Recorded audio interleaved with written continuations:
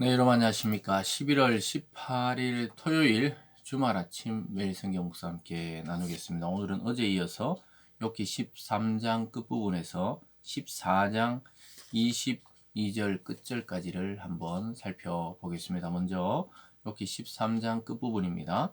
오직 내게 이 두 가지를 행하지 마옵소서. 그리하시면 내가 주의 얼굴을 피하여 숨지 아니하오려니 주의 손을 내게 대지 마시오며 주의 위엄으로 나를 두렵게 하지 마실 것이니이다. 아멘. 한 구절 더 읽겠습니다. 이 14장 15절로 가봅니다. 14장 15절입니다. 주께서는 나를 부르시겠고 나는 대답하겠나이다. 주께서는 주의 오른손으로 지으신 것을 기다리시겠나이다. 아멘. 오늘 본문의 내용을 중심으로 인생의 한계, 부활의 소망, 인생의 한계, 부활의 소망이라는 제목으로 말씀을 증거하겠습니다. 욥은 예측할 수 없는 하나님의 일하심 때문에 계속 여전히 절망하고 있고 인생은 그 한계에 갇혀 있다고 이야기합니다. 그러면서도 놀랍게도 이 구약의 사상에서는 크게 잘 드러나지 않았던 부활의 소망으로 하나님 앞에 자신의 그 희망을 신원하는 것을 보게 됩니다. 아주 놀라운 그 신앙의 모습을 보게 되는데요. 욥은 정말 이 고난이 끝난 것이 아니에요. 그리고 또 부활의 소망을 이야기했지만 마지막에 보면 다시 그는 현실의 고통 속에 절망하는 것을 보여줍니다. 그래서 우리가 그리스도를 믿고 따르지만 이 인생의 고난이나 고통을 피해갈 수 없을 때가 많이 있습니다. 그러나 우리가 어떤 날은 또 그 고통 중에도 하나님께서 이 육신의 한계를 두셨지만 육신을 벗은 후 부활의 소망을 갖게 하실 때가 있죠. 그래서 인간은 영원한 존재일 수밖에 없다는 사실을 깨닫게 됩니다. 왜냐하면 육신의 한계를 느끼면 느낄수록 영혼에 대한 소망 또 간절한 그러한 강구가 있게 마련이죠. 그래서 우리가 건강할 때보다 건강을 잃어버렸을 때 하나님에 대한 생각과 묵상이 더 깊어지기도 하고 또 내가 활발하게 활동할 때보다 은퇴하고 노년이 되고 또 그래 생각이 많아질 때 하나님을 기억하게 되는 그리스도인들이 많이 있습니다. 이것이 믿는 자와 믿지 않는 자의 차이죠. 이 세상은 절망을 통해 절망으로 끝이 나지만 우리 인생의 믿음의 소망을 가진 그리스도인들은 우리가 인생을 살다가 절망할 수 있지만 결국은 부활의 소망으로 끝이 나는 것이죠. 사도 바울이 이야기했듯이 믿는 자에게 부활이 없다면 가장 어리석고 가장 비참한 삶을 사는 것이지만 주님을 따라 부활할 소망이 있기 때문에 가장 안전한 이 인생의 문제를 해결해 놓고 살아가는 그런 상태인데 오늘 욥이 자기의 그 인생의 한계를 노래하다가 부활의 소망을 언뜻 비치는 것을 보게 됩니다. 먼저 욥은 30장 20절에서 끝절 28절까지는 욥이 계속 간구하고 있어요. 자기에게 고난당하는 이유가 죄 때문인데 어떤 죄 때문이라면 만약에 죄 때문이 어떤 죄를 알고 싶어 하는 거예요. 만약에 친구들 말처럼 그렇다면 좀 알기를 원한다는 거예요. 하지만 하나님이 침묵하시기 때문에 욥은 탄식하고 있고 얼굴을 가리고 하나님이 자신을 대적하신다고 지금 계속 고백하고 있는 것입니다. 23절로 가보면요. 나의 죄악이 얼마나 많으나이까 나의 허물과 죄를 내게 알게 하옵소서. 주께서 어찌 얼굴을 가리시고 나를 주의 원수로 여기시나이까. 주께서 어찌하여 날리는 낙엽을 놀라게 하시며 마른 건물을 뒤쫓으시나이까. 마치 대적을 쫓듯이 나를 왜 이렇게 대적하시냐. 자기는 날리는 낙엽에 불과하다는 거예요. 곧 불타 없어질 낙엽처럼 살아가는 인생인데 하나님 왜 나를 놀라게 하시고 이런 고통을 주냐고 이해하고 있습니다. 하나님을 아는 지식이 삶으로 이해되고 납득되기 위해서 더 많은 시간과 과정이 필요하다는 것을 보여주고 있습니다. 욥도 아직까지 이 자기 고난에 대한 결론과 의미를 깨닫지 못하고 있는 거죠. 그렇지만 끝까지 하나님께 나와 간구하는 이 자세는 고통을 당한 또는 우리 성도들이 이 땅을 살아가는 신앙과 삶의 자세일 것입니다. 그래서 이렇게 말하죠. 27절에 내 발을 착고에 채우시며 나의 모든 길을 살피사 내 발자취를 점검하시나이다. 나는 썩은 물건에 낡아진 같으며 좀 먹은 의복 같으니이다. 그래서 고난을 통해 기도가 점점 깊어지는 이 욥의 모습이죠.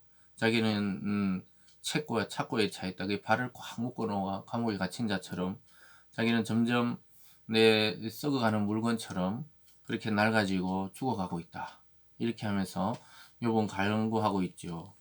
깨닫기를 원하는 거예요. 이 고난이 어떤 것인지 하나님 더 이상 침묵하지 말아달라고, 내 죄가 있다면 죄를 알게 해달라고 기도하는 것이죠. 사랑하는 여러분, 이것이 우리가 우리 삶에 일어나는 모든 것에 있어서 인생의 한계입니다. 깨닫지 못한 것이 너무 많아요.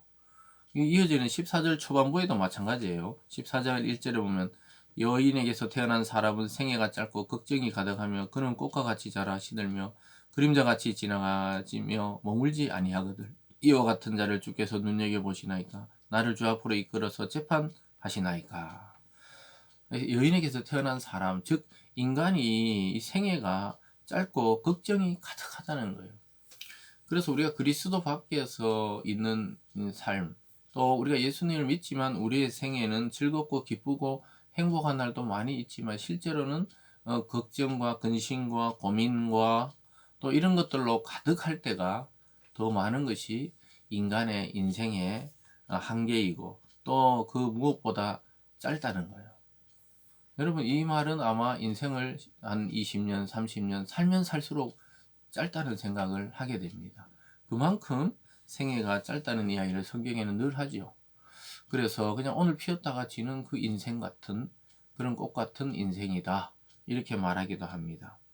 그래서 세월이 정말 유수 같다 하기도 하고 또 쏜 화살처럼 되돌릴 수 없이 빠르게 지나가는 것이 인생인데 욥이 고난 중에 있으면서 이것을 깊이 묵상하는 겁니다. 그래서 꽃과 같이 좀 뭔가 이렇게 화려한 것 같은데 금방 시들고 그림자같이 지나가서 뚝 떨어지는 것이죠.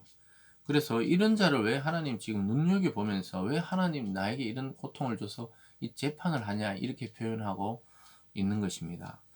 욥이 볼 때 사람은 참 쉽게 지나가고 또 존재 자체가 이 불결하다고 생각하고 있습니다. 그런데 왜 하나님 가만두시지 않고 자꾸 주목하시고 관심을 두시냐는 거예요. 그래서 자기는 이해할 수 없다는 거예요. 그래서 자기는 이렇게 고통의 지금 도가니 속에 들어와 있다고 생각하는 것이죠. 그러면서도 그가 오늘 보면은 이 세 번째로 보면 희망을 노래한다는 것이 아주 중요합니다. 7절에 볼까요? 나무는 희망이 있나니 찢길지라도 다시 움이 나서 연한 가지가 끊이지 아니하며 그 뿌리가 땅에서 늙고 줄기가 흙에 죽을지라도 물 기운에 움이 돋고 가지가 뻗어 새로 심은 것과 같거니와 이렇게 이야기합니다. 정말로 나무를 보니까 잘라냈는데도 새싹이 나고 또 뿌리 속에 움이 돋는데 그런데 인생은 그렇지 않은 것처럼 처음에는 생각해요. 10절 보면 장정이라도 죽으면 소멸되나니 인생의 숨을 거두면 그가 어디 있느냐. 그래서 이 나무들은 새싹이 돋고 다시 잘라내어도 다시 이렇게 가지가 올라와서 살아나는데 인생은 장정일지라도 숨을 거두면 도대체 어디로 가냐.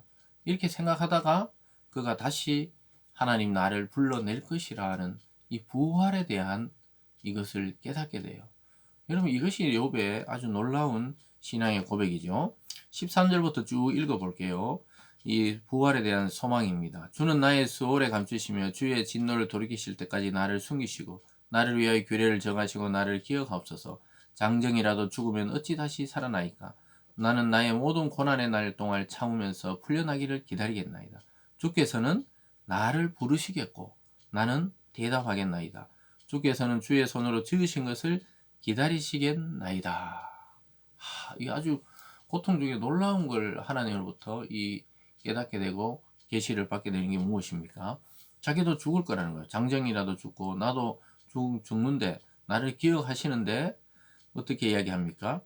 풀려나기를 기다리겠다. 그러니까 이 육체적 고통도 있지만 이 죽음의 그 어둠 속에 참으면서 풀려나기를 기다리는데 15절을 보니까 주께서 나를 부르시겠고 나는 대답하겠나이다. 참 놀라운 거죠. 주님이 나를 불러내신다는 거예요. 무덤에 죽고 또 내가 오래전에 죽어서도 하나님 앞에서는 늘 살아있는 거예요. 그래서 하나님이 나를 불러내실 것이다. 죽음의 고통에서 불러내고 진짜 육체적 죽음에서도 우리를 불러내서 부활의 소망으로 그때 내가 대답하겠다고 이야기하고 있습니다. 사랑하는 여러분, 저와 여러분 그리스도 안에서 이미 하나님의 자녀가 되었습니다. 부모는 자녀를 잊지 못합니다. 성경에 보면 부모는 혹시 너희를 잊을지라 나는 너희를 잊지 않겠다. 우리를 눈동자같이 또 마음에 우리의 이름을 새기신 하나님은 영원히 우리를 보존하십니다. 그래서 다시 불러내고 내가 대답하겠다 이렇게 표현합니다. 그런데 마지막에 보면요, 그럴지라도 지금 현실은 절망적이라는 거예요.